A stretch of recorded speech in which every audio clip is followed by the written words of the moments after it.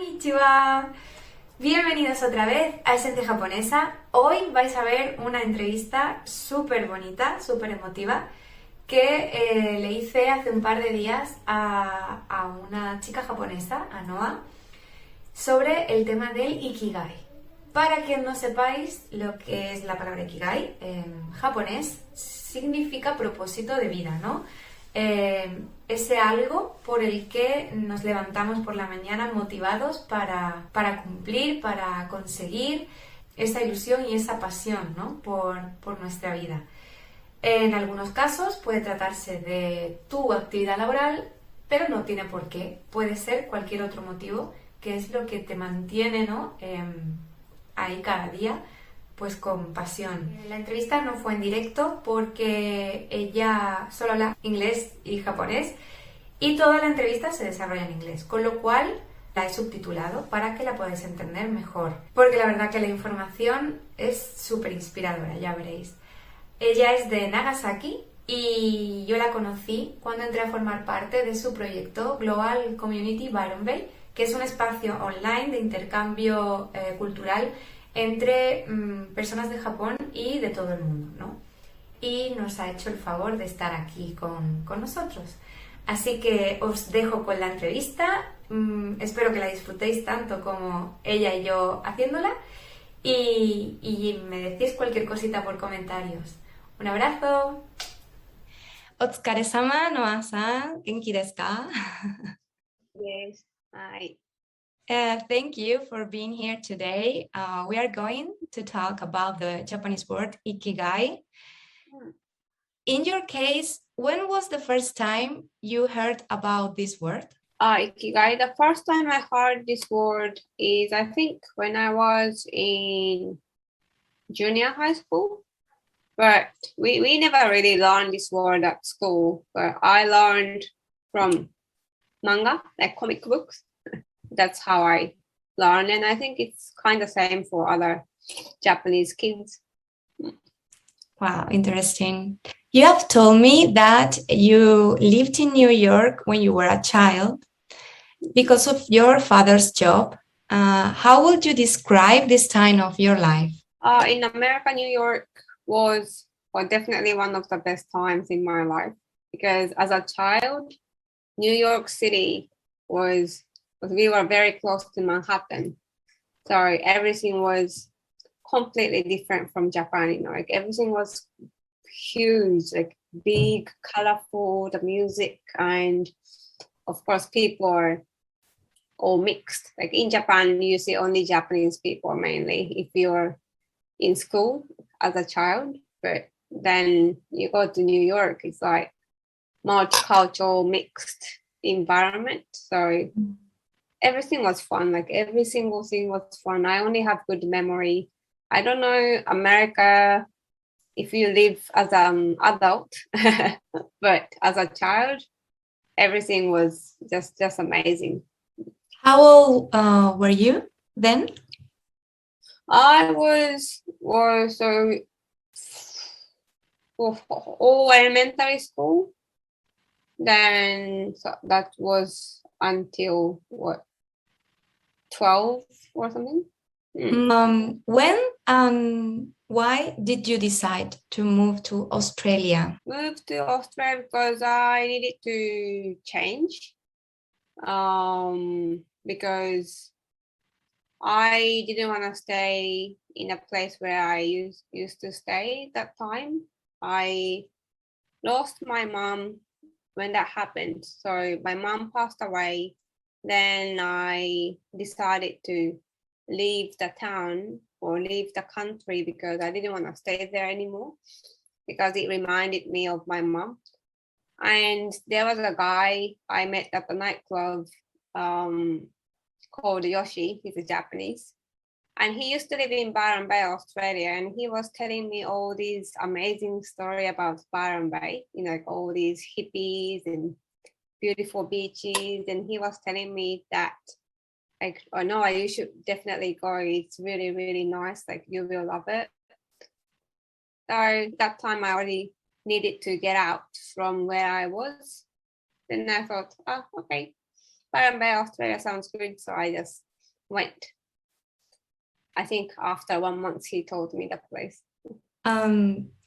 So as a Japanese person, what does the Ikigai word means to you? Ikigai, the word means almost equals as a mission, the purpose to live. So or if you say in simple way, just the reason we live, like why we live, why we get up in the morning. It's hard, I think. I had some time in the past that I didn't have any of these Ikigai things. And life was hard, If I would get up in the morning without knowing why I needed to get up. I was working for money, basically, but work occupies a big amount of your life. And if you are working for money only, then it's kind of, well, for me, it was almost like waste of my life. Because if you work 8 hours a day for money, then maybe 30-40% of your life you're wasting. But when you have your mission or the purpose to live, then your life changes dramatically. Yeah, agree. Yeah, I agree. Yeah, Thank it's you. like if you just work for money, it's kind of empty life, maybe. Like, yeah, why I'm doing this just to pay bills. And yeah, I think it is a moment in your life that you wonder about it, but maybe when you are younger, you don't think much about this. No. You just do that because adults do that. So, Yeah. but yeah, it is a moment that you stay wondering, okay, let's stop and think about it. And yeah. So you can now say that you are connected to your Ikigai. Yeah. Luckily. Could you tell us what it is? Right now, well, I don't know. My Ikigai thing for now is to influence, how would I put it? To support and help people change their lives by having new encounters by using English language. So basically, well, I think it's all the same, but when people change their lives, often it's either meeting someone, like meeting people, or reading some amazing book that could change people's life. Like my life changed only because I met all these amazing people. They influenced me. Also, some incredible books. So my job here now, or my mission, my Ikigai, is to provide all these encounters, like people meeting new people, not only from their own countries, but lots of various people from all over the world, hoping maybe one of those encounters change or influence their lives in a good way or better way, then transform their lives eventually if they are not happy with the current lives they have. If they're happy, they don't need to change, I think. But for those who are, like what you were saying before, but who are wondering why they are doing what they are doing now, or they want to change, but they don't know how to change, like they want to do something, but they don't know what or how. But yeah, just providing the encounters for the people. So this is why you created a global community, Barambay? Yeah, definitely. Great. And when did you realize about you wanted to do that your Ikigai should be providing these encounters? That was 2008, February. I remember, very specific. That was like 14 years ago, 2000, yeah, like 13 years ago, almost 14 years ago. I went to Australia, Byron Bay, because of my mom's, like, she committed suicide, and then I was damaged. Then I moved to Australia, but Australia was nice. Like, everything was nice. Beach was beautiful. Environment changed, but I was still depressed and really sad. Then I happened to meet this girl from Spain. Then she was studying English in Byron Bay. Then we started talking. We got really close quickly. Then she told me her story that she also lost one of her family members from suicide. Then I was surprised because until I met her, I had never met anyone who had the same experience as I had. And now I was like, you had the same? Like, I also had the same. And having that encounter with her, I realized that it was not only me. Like, I was not alone.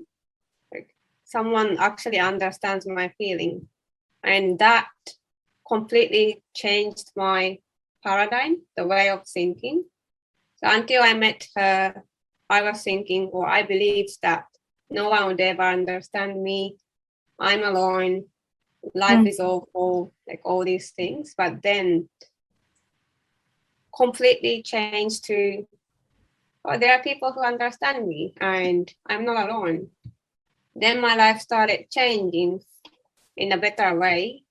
Then I realized that this, like, meeting people is amazing, and English is amazing. You know, I was from Japan, and we would not have been able to talk without having the English language.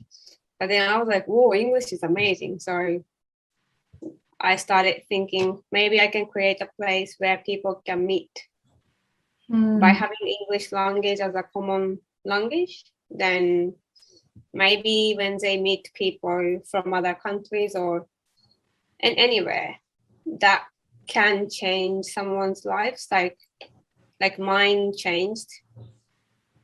Sorry, yeah, that's how it started, 2008. Wow, beautiful story. Yeah, it is difficult because, or I think so, that having that kind of experience is not common. So just in another country, meeting one person with the same experience, yeah, it should be for something, you know. Yeah, so it's very beautiful story. Thank you. So in general terms, do you think that Japanese people are concerned about looking for their life purpose? I mean, in general terms, but in people you know, of course, not all people.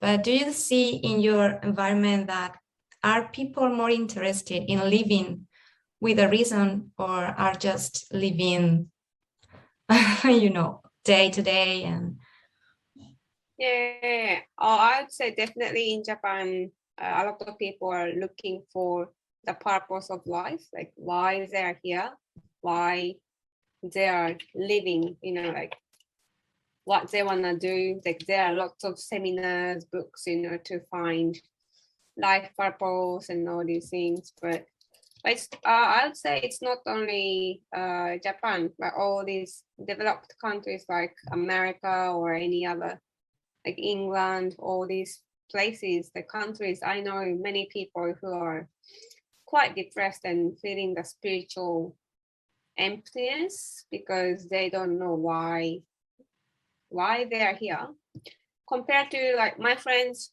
But it's interesting because my friends from developing countries, so for example, my friends from Indonesia or my friends from very small villages in Thailand, like really, or I would say very still developing, their lives are very hard, just living every day. But they don't think like this, what they focus is how to live, like survive, how to get money, how to get food, how to eat every day. Then those friends don't worry about ikigai or life purpose. They need food. Yeah. Like us, or, okay, we have food. Then we realize it's not enough. Yeah. Never enough. Never enough. Then it's like, but definitely Japanese, like people in Japan definitely seek for it. Many people actually got depressed, like suffer from depression, thinking about that a lot, or commit suicide because they don't know why. Usually people commit suicide when they lose hope and they decide to end their lives. So that happens quite a lot here. But yeah, Ikigai is something that many people want to find. Yeah, it's true that when your basic necessities are not covered, you don't have time to think about No. the meaning of the life. You just focus on get food. Food. Because Food. no food, no life. No, we need food and house. Yeah, but probably Ikigai is when you feel that you have everything, but you need something else. I think we are always searching for a meaning. We are here. So when you have a comfortable home, when you have fancy clothes, and when you have too much food, you start thinking, so what else? But when you don't have all these things,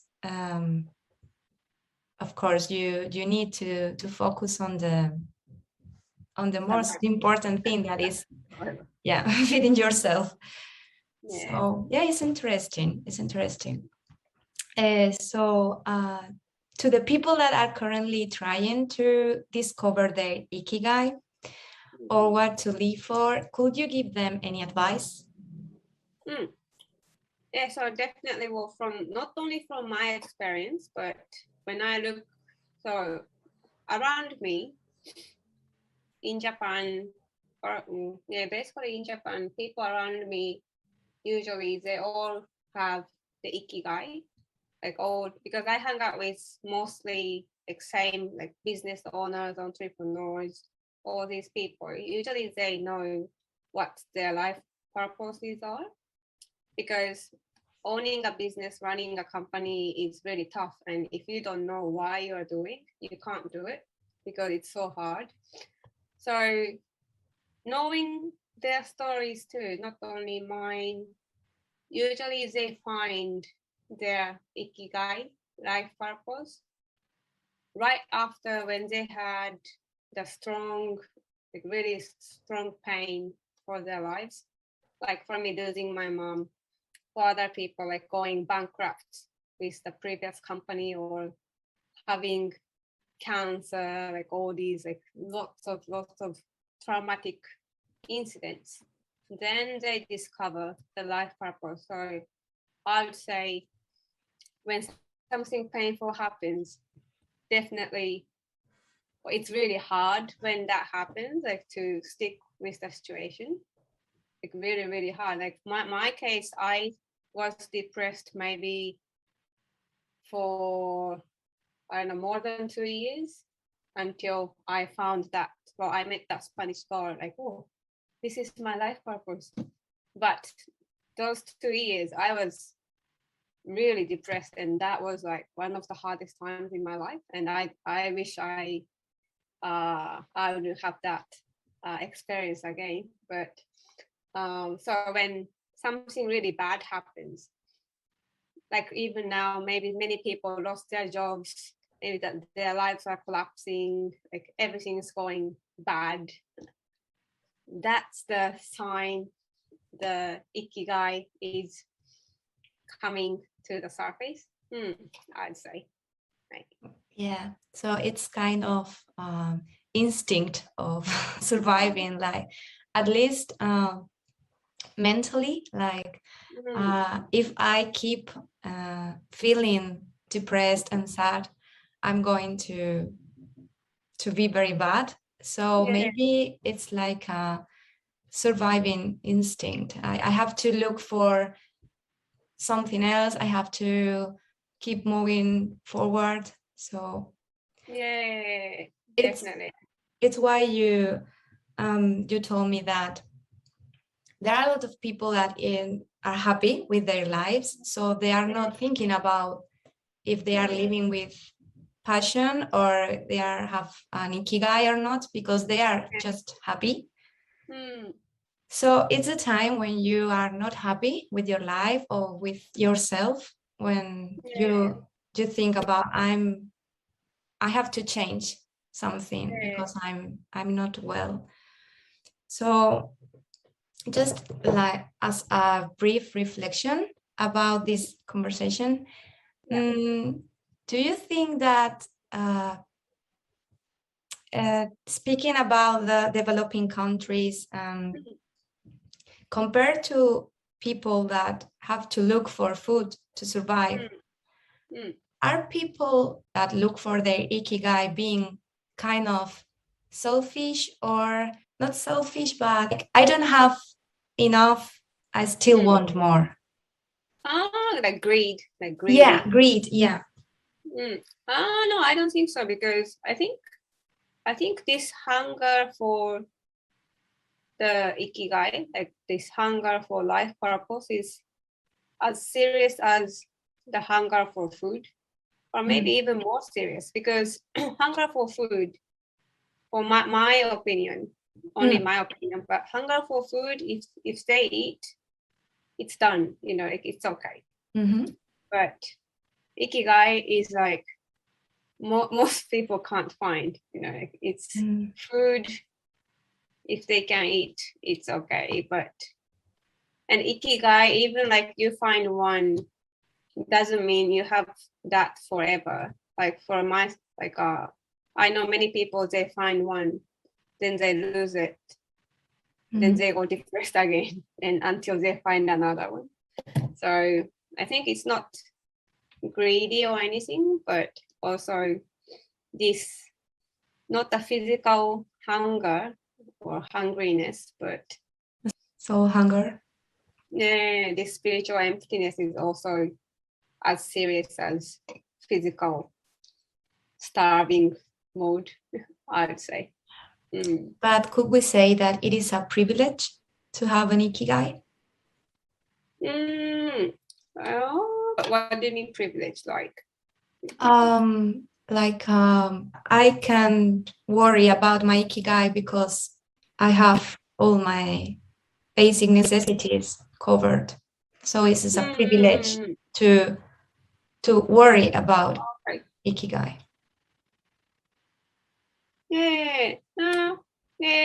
It's kind of, but not really. No.